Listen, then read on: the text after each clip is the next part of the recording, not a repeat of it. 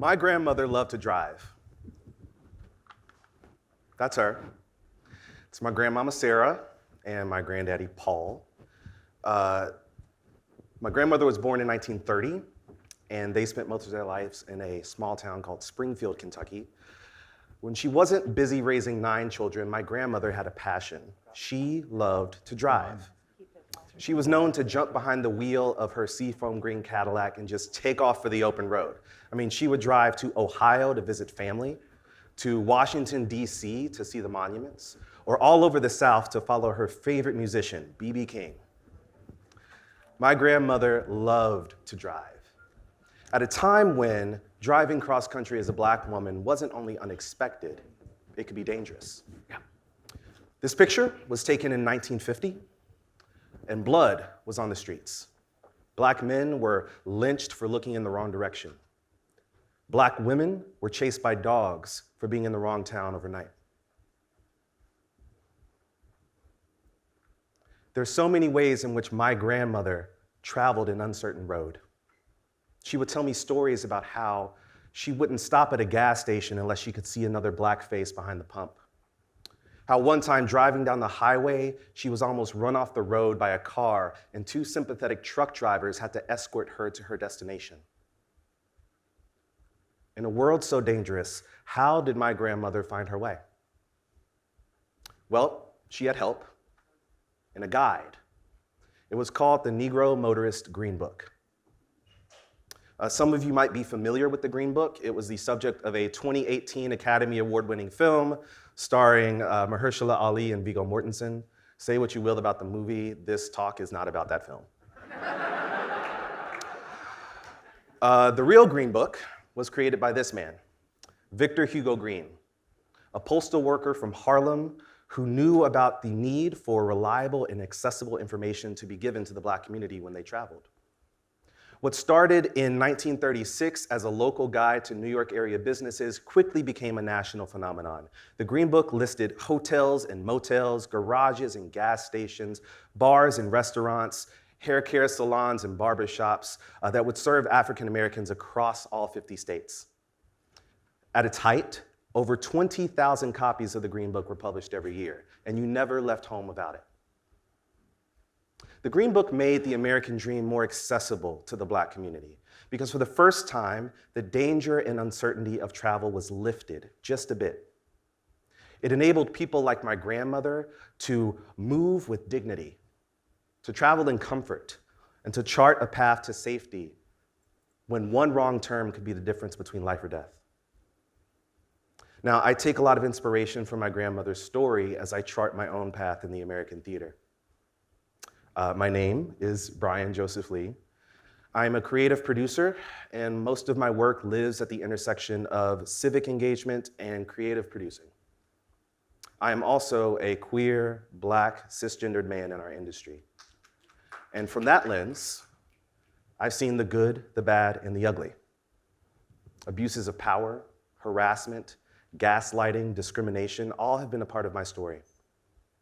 Micro and macro aggressions have taken their toll. There was a time where I was losing confidence in my work and my voice. My mental health took a hit, and I wasn't certain if this industry was for me.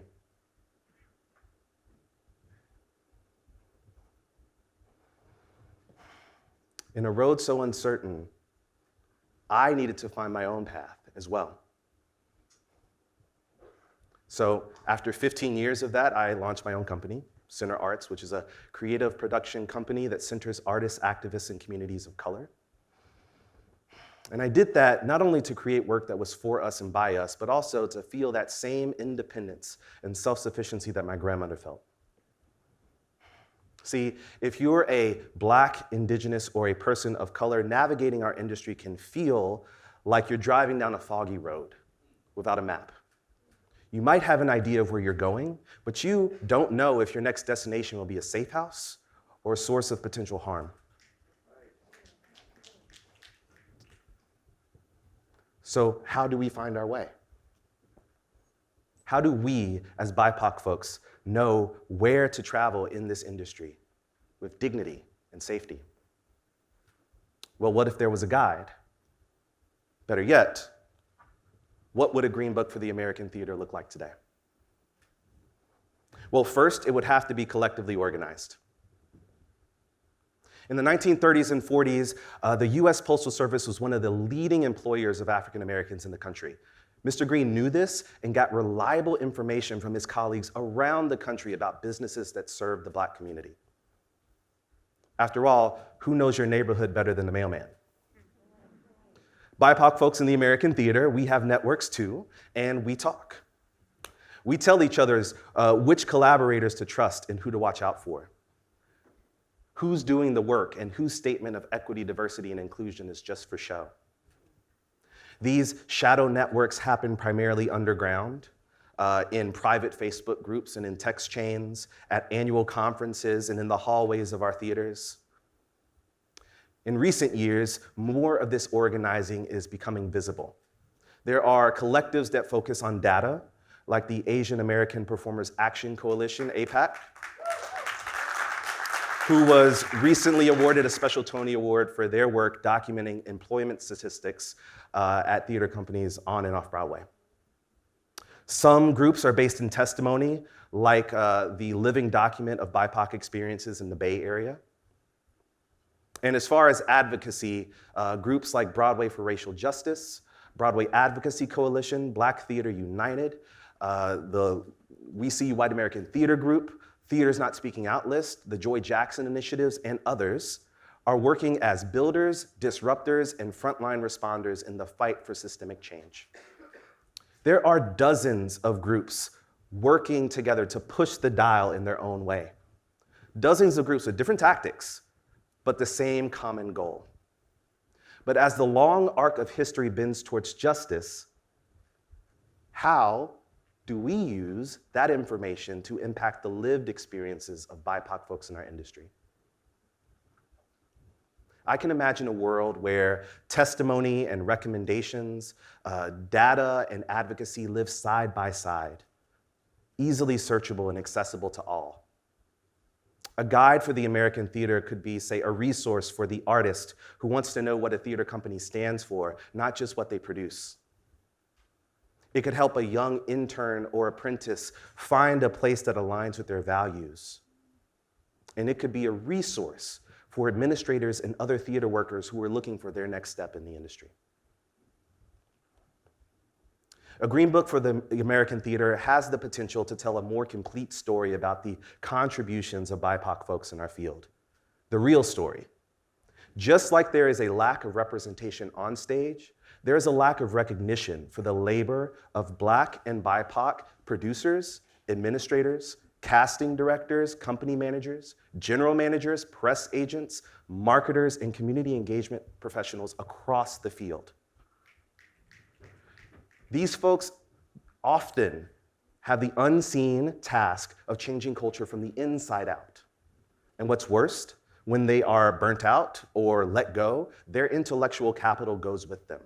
And the momentum that they have used to change this industry begins to fade. We must tell the more complete story of the contribution of our elders, our forebears, and our peers, many of whom paved the roads we're driving down today.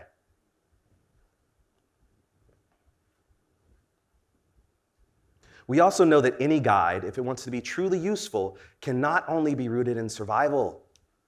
The real opportunity of a Green Book for the American theater would be to highlight the bright spots and uplift the people and practices that are moving us forward. This is not about shaming and blaming. I want to know who's doing the work well across the country and not just on Broadway.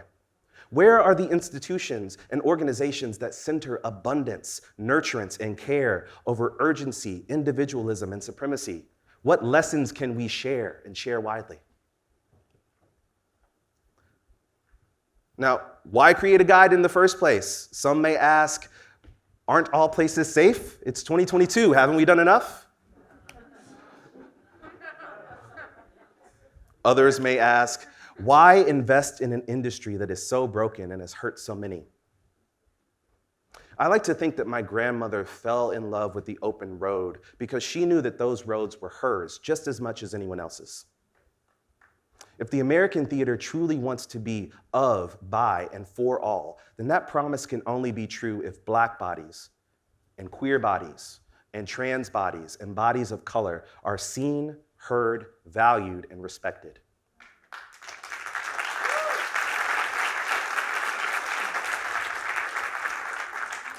Our stories and our music have advanced this art form for generations. Our contributions and our labor give this industry legitimacy and relevance. Quite simply put, there is no American theater without us.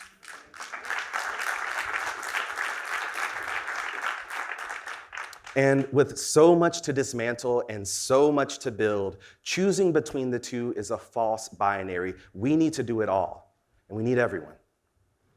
As a producer, I know that equity is a design element, not something that you put in the 11th hour. Equity fundamentally reshapes how and why we gather, what rooms we build, how we budget, who we center, and how we lead. If this pandemic has taught me anything, it's that joy and abundance are not only possible in the American theater, they are our birthright.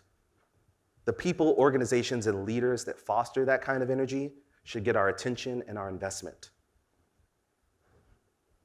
The Green Book, the real Green Book, was published for nearly 30 years, and for 20 of those years, it included an introduction written by Mr. Green himself that read, "There will be a day sometime in the near future when this guide will not have to be published. That is when we as a race will have equal opportunities and privileges in the United States.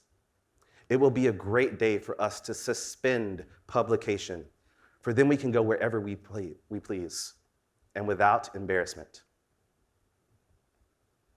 Mr. Green died in 1960, 4 years before the passage of the 1964 Civil Rights Act. And the last Green Book was published in 1967. I want to believe that Mr. Green's dream and my grandmother's dream is the same as my own, to move freely in the world, to have equal opportunity and privileges just like anyone else, and to be able to be myself, fully myself, wherever I go, and ultimately to see a future where we won't need a guide to safety ever again.